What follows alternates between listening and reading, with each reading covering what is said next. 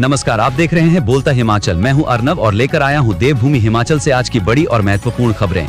दोस्तों, रोजाना खबरों के लिए चैनल को सब्सक्राइब करें, वीडियो को लाइक और शेयर करें। चलिए शुरू करते हैं आज का हिमाचल न्यूज बुलेटिन। खुले सिगरेट बेचने पर पंचायत सचिव भी कर सकेंगे 5,000 तक का चालान। 5 विभागों के अधिकारी कार्रवाई के लिए अधिकृत।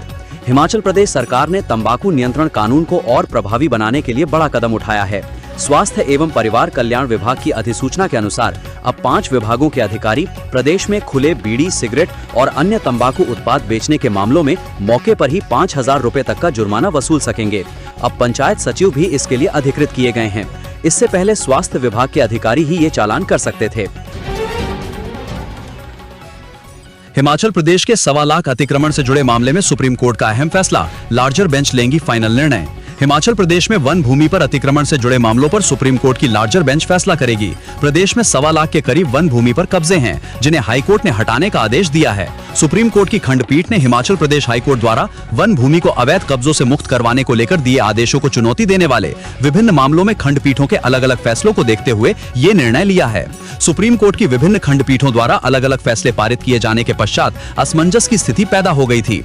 सुप्रीम कोर्ट के जस्टिस दीपांकर दत्ता और जस्टिस ऑगस्टीन जॉर्ज मसीह की खंडपीठ ने 18 दिसंबर 2025 को पारित आदेश में सुप्रीम कोर्ट की अन्य खंडपीठ द्वारा 27 फरवरी 2025 के आदेश को संज्ञान में लेते हुए वन भूमि पर अतिक्रमण से जुड़े मामलों को लार्जर बेंच के समक्ष रखने के आदेश दिए। केंद्र ने लगाया मरहम, आपदा राहत के लिए हिमाचल को जारी किए 601.92 करोड़। केंद्र सरकार ने हिमाचल प्रदेश को बड़ी राहत देते हुए राष्ट्रीय आपदा प्रतिक्रिया निधि के तहत 601.92 करोड़ रुपए जारी करने की मंजूरी दे दी है। ये धनराशि वर्ष 2023 के मॉनसून के दौरान राज्य में आई भीषण बाढ़, बादल फटने और भूस्खलन जैसी आपदाओं से हुए नुकसान की भरपाई, पुनर्वास और पुनर्निर्माण कार्यों के लिए दी गई है। वित्त मंत्रालय के व्यय विभाग के वित्त आयोग प्रभाग की ओर से हिमाचल प्रदेश को कुल स्वीकृत केंद्रीय सहायता 1,504.80 करोड़ रुपए में से 601.92 करोड़ रुपए की राशि जारी करने की अनुमति प्रदान की है। ये राशि एनडीआरएफ से राज्य सरकार को जारी की जा रही है।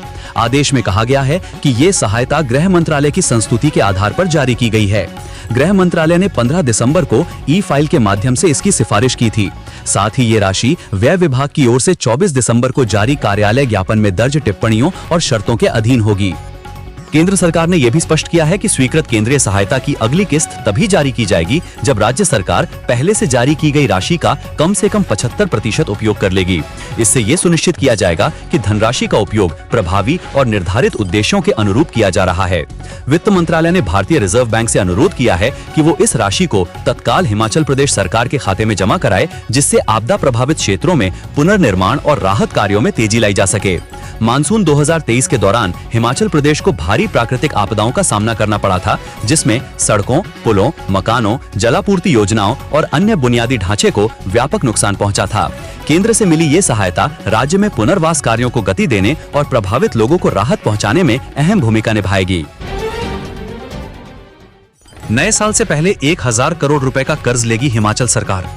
नए साल से पहले हिमाचल सरकार ने राज्य की वित्तीय जरूरतों को पूरा करने के लिए 1,000 करोड़ रुपए का कर्ज लेने का निर्णय लिया है। सरकार ये ऋण विभिन्न विकास कार्यों, चालू योजनाओं के क्रियान्वयन और वित्तीय दायित्वों के निर्वहन के लिए ले रही है। कर्जा लेने के संबंध में राज्य के वित्त विभाग ने अधिसूचना जारी कर दी है। ये ऋण 15 वर्ष की अवधि के लिए लिया जाएगा, जिसकी नीलामी भारतीय रिजर्व बैंक आरबीआई द्वारा करवाई जाएगी। अधिसूचना के अनुसार सरकार द्वारा जारी की जाने वाली ये सरकारी प्रतिभूति 31 दिसंबर 2025 से प्रभावी होगी और ऋण की अदायगी 31 दिसंबर 2040 को की जाएगी। ऋण की राशि का उपयोग राज्य के विकास कार्यक्रमों पर किया जाएगा। केंद्र के खिलाफ कांग्रेस का हल्ला बोल, 5 जनवरी से शुरू होगा मनरेगा बचाओ अभियान। दिल्ली के कोटला मार्ग स्थित नए कांग्रेस मुख्यालय इंदिरा भवन में शनिवार को कांग्रेस वर्किंग कमेटी (CWC) की एक महत्वपूर्ण बैठक संपन्न हुई। बैठक के बाद कांग्रेस अध्यक्ष मल्लिकार्जुन खड़गे और लोकसभा में विपक्ष के नेता राहुल गांधी ने एक संयुक्त प्रेस वार्ता को संबोधित किया। कांग्रेस नेतृत्व ने मनरेगा को खत्म करने, विशेष गहन पुनरीक्षण SIR से लोगों को मताधिकार से वंचित करने तथा प्रवर्तन निदेशालय ED और केंद्रीय जांच ब्यूरो CBI जैसी संस्थाओं के दुरुपयोग को लोकतंत्र के लिए खतरनाक बताते हुए इसके खिलाफ देशव्यापी आंदोलन की जरूरत पर बल दिया और कहा कि जिस तरह से कृषि कानून को वापस लेने के लिए सरकार को बाध्य किया गया था, उसी तरह मनरेगा की बहाली की रणनीति पर काम करने की जरूरत है। कांग्रेस नेतृत्व ने केंद्र सरकार द्वारा मनरेगा योजना को कमजोर करने का आरोप लगाते हुए इसके खिलाफ 5 जनवरी 2026 से देशव्यापी मनरेगा बचाओ आंदोलन शुरू करने की घोषणा की है। औषधीय गुणों से युक्त भांग के लिए जाना जाएगा हिमाचल। ग्रीन टू गोल्ड पहल से बढ़ेगी किसानों की आमदनी। हिमाचल प्रदेश को वर्ष 2027 तक आत्मनिर्भर बनाने के संकल्प को धरातल पर उतारते हुए मुख्यमंत्री सुखविंदर सिंह सुक्खू ने एक ऐतिहासिक ग्रीन टू गोल्ड पहल की शुरुआत की है। राज्य सरकार का ये साहसिक आर्थिक प्रयोग औद्योगिक भांग की खेती को वैध और विनियमित कर हिमाचल की अर्थव्यवस्था को वैश्विक बायो इकोनॉमी में अग्रणी बनाने की दिशा में एक बड़ा कदम है। दशकों से कुल्लू, मंडी और चंबा जैसी घाटियों में जंगली रूप से उगने वाली भांग को अब तक केवल नशे और अवैध व्यापार से जोड़कर देखा जाता था, लेकिन वर्तमान प्रदेश सरकार ने औषधीय गुणों से युक्त इस प्राकृतिक संपदा को एक बहुमूल्य औद्योगिक संसाधन के रूप में पहचाना है। इसका उपयोग पर्यावरण के अनुकूल कपड़ा उद्योग, पेपर एवं packaging, cosmetic, biofuel, energy industry में करने के साथ इससे बायोप्लास्टिक जैसे अत्याधुनिक उत्पाद भी तैयार किए जा सकेंगे। पहाड़ी राज्य हिमाचल सही मानकों तथा पॉलिसी के साथ पर्यावरण हितैषी औद्योगिक विकास का मुख्य केंद्र बनकर उभरेगा। 108 और 102 एम्बुलेंस कर्मचारियों के प्रदर्शन के बीच आत्मदाह का प्रयास, मची अफरा तफरी। हिमाचल प्रदेश में अपनी मांगों को लेकर आंदोलन कर रहे 108 और 102 एम्बुलेंस कर्मचारियों का प्रदर्शन शनिवार को अपने चरम पर पहुंच गया। जिला मुख्यालय मंडी में रोष रैली के दौरान उस समय अफरा तफरी मच गई जब एक आक्रोशित कर्मचारी ने खुद पर तेल छिड़क कर आत्मदाह करने की कोशिश की।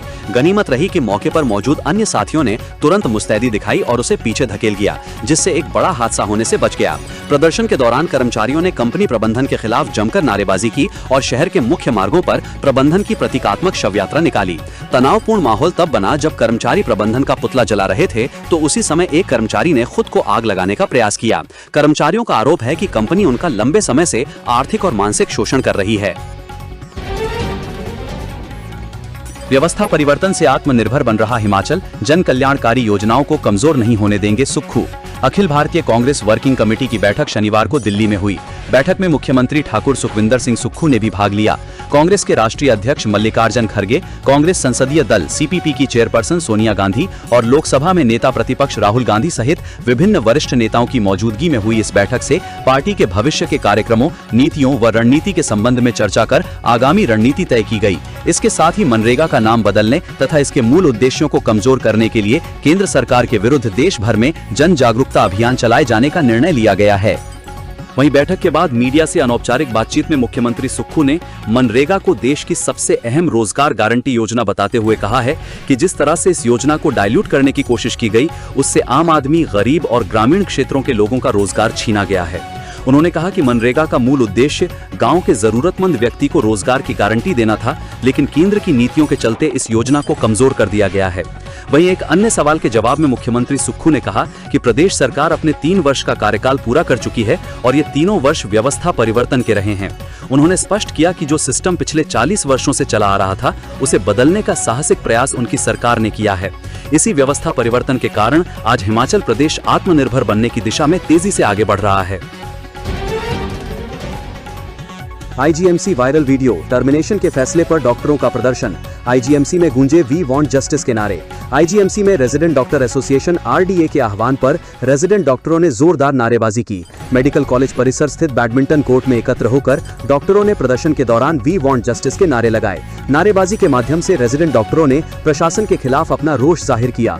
डॉक्टरों का कहना है कि पल्मोनरी मेडिसिन विभाग के senior resident doctor Raghav Nirula के टर्मिनेशन का आदेश अन्यायपूर्ण है। डॉक्टरों ने इस फैसले को तुरंत वापस लेने की मांग करते हुए चेतावनी दी कि जब तक न्याय नहीं मिलता तब तक विरोध जारी रहेगा। रेजिडेंट डॉक्टरों की मुख्य मांग पल्मोनरी मेडिसिन विभाग के senior resident doctor Raghav Nirula के टर्मिनेशन आदेश को तत्काल वापस लेने की है। रेजिडेंट डॉक्टर्स एसोसिएशन के प्रेसिडेंट डॉक्टर सोहिल शर्मा ने बताया कि जॉइंट एक्शन कमेटी की बैठक आयोजित की गई, जिसमें IGMC के सभी रेजिडेंट डॉक्टरों के साथ साथ RDA Tanda, RDA Nahan, RDA मंडी, हिमाचल मेडिकल ऑफिसर्स एसोसिएशन और डेंटल कॉलेज टीचर्स एसोसिएशन ने भी अपना पूरा समर्थन दिया है।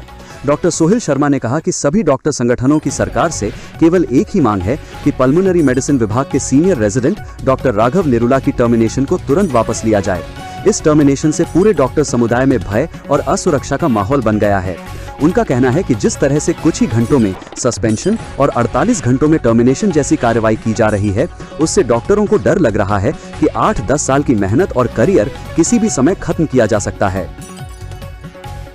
डॉक्टरों की हड़ताल से मरीजों को दिक्कतें झेलनी पड़ रही हैं। मरीजों को बिना इलाज वापस लौटना पड़ रहा है। हालांकि मरीजों पर असर कम करने के लिए सरकार ने मेडिकल कॉलेजों के लिए तो अलग से निर्देश निकाल दिए, लेकिन फील्ड अस्पतालों में हड़ताल का असर देखने को मिला। मेडिकल ऑफिसर एसोसिएशन ने गत शुक्रवार को ही आरडीए के समर्थन में हड़ताल पर जाने का फैसला किया था। इस कारण फील्ड अस्पतालों में सिर्फ इमरजेंसी में ही काम हो पाया, ओपीडी नहीं लगी। शनिवार को आईजीएमसी सहित कमला नेहरू अस्पताल, रिपन और अन्य अस्पतालों में रेजिडेंट डॉक्टर पूरी तरह से हड़ताल में शामिल रहे। राहत की बात यह रही कि शिमला में कुछ एक असिस्टेंट प्रोफेसर, एसोसिएट और प्रोफेसर ने ओपीडी में मरीजों की जांच की। हड़ताल के बाद रूटीन ऑपरेशन बंद कर दिए गए हैं, हालांकि इमरजेंसी में ऑपरेशन जारी है। सरकार ने 24 दिसंबर को डॉक्टर राघव निरुला को टर्मिनेट कर दिया। इस पर डॉक्टर भड़क उठे हैं। ये मामला अब प्रधानमंत्री मोदी के द्वार भी पहुंच गया है। आईजीएमसी के एक डॉक्टर ने पीएम को पत्र लिखकर इस मामले की निष्पक्ष जांच मांगी है। एम्स दिल्ली के डॉक्टर भी आरडीए के समर्थन में उतर आए हैं। हिमाचल मेडिकल ऑफिसर्स एसोसिएशन का कहना है कि डॉक्टरों की हड़ताल अभी जारी रहेगी। एसोसिएशन के महासचिव डॉक्टर विकास ठाकुर का कहना है कि इमरजेंसी और ओटी सेवाएं सुचारू रूप से रहेंगी, जारी हैं और डॉक्टर राघव निरुला की बहाली को लेकर निर्णय नहीं होने तक अभी एसोसिएशन हड़ताल पर रहेगी। ऊना में बढ़ रहा नशा तस्करों का कारोबार, 2024-25 के आंकड़ों ने बढ़ाई चिंता। ऊना जिले में नशे के खिलाफ पुलिस की कार्रवाई और 2024-25 के थानावार आंकड़े कई सवाल खड़े कर रहे हैं। दोनों वर्षों में मामलों की संख्या लगभग समान रही, लेकिन नशीले पदार्थों की मात्रा में बढ़ोतरी ये दर्शाती है कि नशे का नेटवर्क अब भी पूरी तरह ध्वस्त नहीं हुआ है। थानावार आंकड़ों के अनुसार जिले में वर्ष 2024 में कुल 105 मामले दर्ज किए गए थे, जिनमें 168 आरोपी गिरफ्तार हुए। वहीं वर्ष 2025 में अब तक 103 मामले दर्ज हुए हैं और 156 आरोपियों की गिरफ्तारी की गई है। दोनों वर्षों में करीब करीब सब कुछ समान रहा, बस पकड़ी गई खेप की मात्रा बढ़ गई है। कांगड़ा पुलिस ने भद्रोया से दबोचा पठानकोट का शातिर अपराधी, रेहन में दिया था वारदात का अंजाम। जिला पुलिस नूरपुर के अंतर्गत थाना रेहन की पुलिस ने चोरी की वारदातों पर शिकंजा कसते हुए एक बड़ी सफलता हासिल की है। पुलिस ने 12 दिसंबर को दर्ज हुई चोरी की शिकायत पर त्वरित कार्रवाई करते हुए बीते कल एक व्यक्ति को भद्रोया क्षेत्र से गिरफ्तार किया है। इस कार्रवाई में पुलिस ने चोरी हुआ सामान भी बरामद कर लिया है। चंबा भरमौर में वाहनों की पासिंग और ड्राइविंग टेस्ट रद्द, एडीएम बोले जल्द जारी होगी नई तारीख। चंबा जिले के उपमंडल भरमौर में वाहन मालिकों और ड्राइविंग लाइसेंस आवेदकों के लिए एक जरूरी खबर है। आरएलए भरमौर के तहत 30 दिसंबर को निर्धारित वाहनों की पासिंग और ड्राइविंग टेस्ट को रद्द कर दिया गया है। इस संबंध में जानकारी देते हुए अतिरिक्त जिला दंडाधिकारी भरमौर केशव राम कोहली ने बताया कि प्रशासनिक कारणों के चलते 30 दिसंबर को होने वाली इस प्रक्रिया को रद्द करने का निर्णय लिया गया है। उन्होंने स्पष्ट किया कि आवेदकों की सुविधा के लिए पासिंग और टेस्ट की अगली तिथि शीघ्र ही निर्धारित की जाएगी, जिसकी सूचना लोगों को समय रहते दे दी जाएगी। प्रशासन ने अपील की है कि आवेदक नई तारीखों की घोषणा का इंतजार करें। हिमाचल में डॉक्टरों की हड़ताल पर स्वास्थ्य मंत्री बोले, ये गलत, हर संस्थान की बन रही रोजाना रिपोर्ट। हिमाचल प्रदेश के स्वास्थ्य मंत्री डॉक्टर कर्नल धनीराम शांडिल ने डॉक्टरों की हड़ताल पर प्रतिक्रिया दी है। उन्होंने कहा कि डॉक्टरों को हड़ताल पर नहीं जाना चाहिए। उन्होंने कहा कि ये काम भगवान का काम है, भगवान तो करुणा व दया करते हैं। ये हो सकता है वे दबाव बनाने के लिए कर रहे हैं। डॉक्टर्स को हड़ताल पर नहीं जाना चाहिए। हम किसी की सर्विस के खिलाफ नहीं हैं, न ही किसी के करियर के खिलाफ हैं। हमें लोकहित व लोगों की स्वास्थ्य की सुविधा भी देखनी है। इसी मामले में शनिवार को निदेशक स्वास्थ्य सेवाएं को बुलाया था।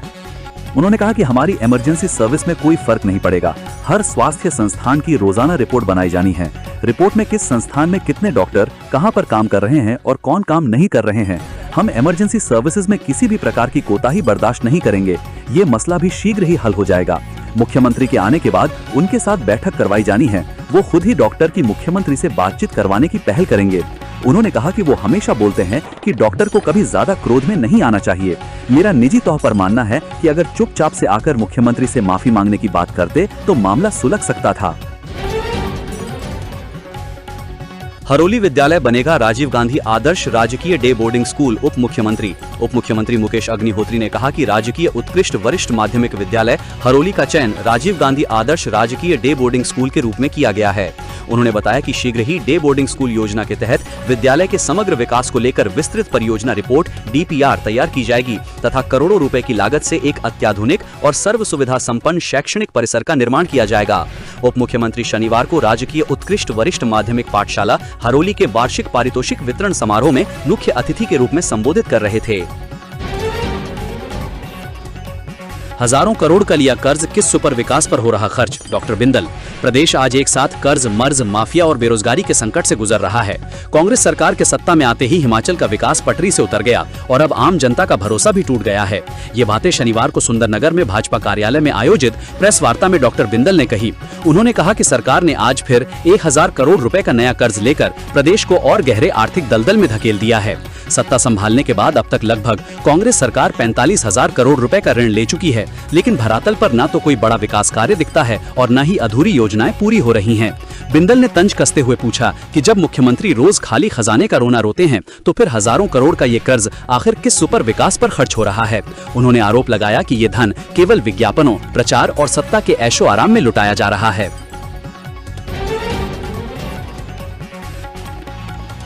पर्यटकों के सैलाब ने धीमी कर दी मनाली की रफ्तार। 10 मिनट के सफर में लग रहा 1 घंटा। नववर्ष के जश्न के लिए मनाली में उमड़े पर्यटकों के सैलाब ने वाहनों की रफ्तार धीमी कर दी है। गाड़ियों का दबाव बढ़ने से मनाली की सड़कों पर वाहन रेंग रहे हैं।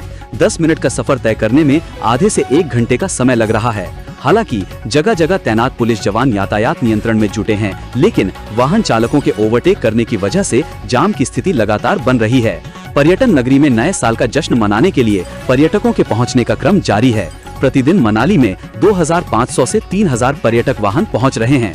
इसके अलावा 150 से अधिक वोल्वो बसों में भी पर्यटक मनाली का रुख कर रहे हैं। स्थानीय टैक्सी, बस, ऑटो समेत हजारों वाहन सड़क पर दौड़ रहे हैं, जिससे सड़क पर वाहनों की लंबी लाइन लग रही है। नेहरू कुंड से बाहंग 4 लेन पुल होते हुए मनाली शहर की सड़कों पर वाहन रेंगते देखे जा रहे हैं। वाम तट मार्ग पर भी 4 लेन पुल से अलेऊ प्रीणी तक वाहनों की लाइनें लगी रहीं। दरअसल तंग जगहों पर वाहन बारी बारी छोड़े जा रहे हैं। टर्न पॉइंट पर भी ऐसी ही स्थिति रही, जिससे वाहनों की लाइन लगी।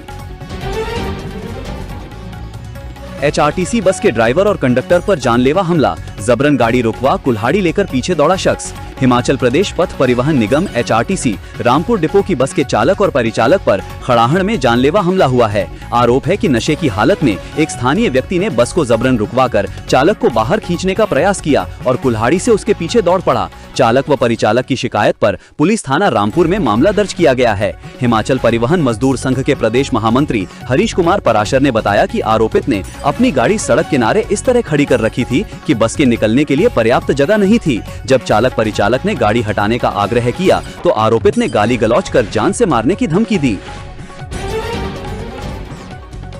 बिलासपुर बिना ज्यादा चीर फाड़ के होंगे बड़े ऑपरेशन। एम्स बिलासपुर में शुरू होने जा रही ये हाईटेक सुविधा गंभीर बीमारियों से जूझ रहे मरीजों के लिए अखिल भारतीय आयुर्विज्ञान संस्थान एम्स बिलासपुर से एक राहत भरी खबर सामने आई है। संस्थान में जल्द ही वेसल सीलिंग और बाइपोलर तकनीक से लैस अत्याधुनिक रेडियो फ्रीक्वेंसी RF जनरेटर की सुविधा शुरू होने जा रही है। शल्य चिकित्सा यानी सर्जरी के क्षेत्र में सुधार लाने के उद्देश्य से एम्स प्रशासन ने 3 RF जनरेटर मशीनों की खरीद के लिए टेंडर प्रक्रिया शुरू कर दी है।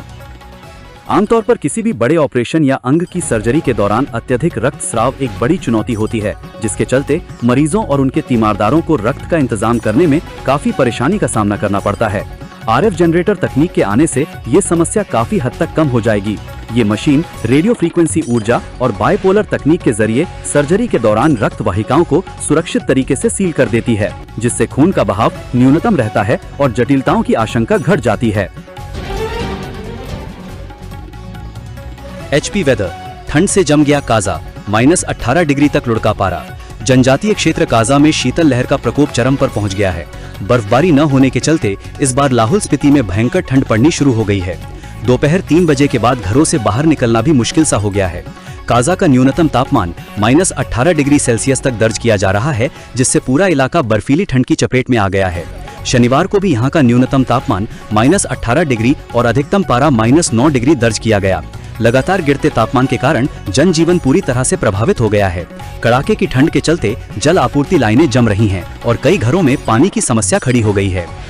वहीं वाहनों के इंजन स्टार्ट करने में भी लोगों को भारी दिक्कतों का सामना करना पड़ रहा है। सुबह और शाम के समय सड़कों पर सन्नाटा पसर जा रहा है और लोग बेहद जरूरी होने पर ही घरों से बाहर निकल रहे हैं। स्थानीय प्रशासन ने लोगों को ठंड से बचाव के लिए आवश्यक सावधानियां बरतने की अपील की है। खासकर बुजुर्गों, बच्चों और बीमार लोगों को अतिरिक्त सतर्कता बरतने की सलाह दी गई है। स्थानीय लोगों की माने तो आने वाले दिनों में भी तापमान में ज्यादा सुधार की संभावना नहीं दिख रही है, जिससे ठंड का ये दौर अभी जारी रह सकता है। अगर बर्फबारी होती है तो कुछ राहत जरूर मिल सकती है। प्रदेश के अन्य क्षेत्रों में भी तापमान लगातार गिर रहा है। मौसम विभाग ने 30 दिसंबर से पश्चिमी विक्षोभ के सक्रिय होने के साथ ही बारिश बर्फबारी की संभावना जताई है। दोस्तों, ये वीडियो आपको कैसी लगी कमेंट बॉक्स में कमेंट करके जरूर बताएं और अन्य खबरों के लिए हमारे चैनल बोलता हिमाचल को अभी सब्सक्राइब करें। वीडियो को लाइक शेयर करना ना भूलें।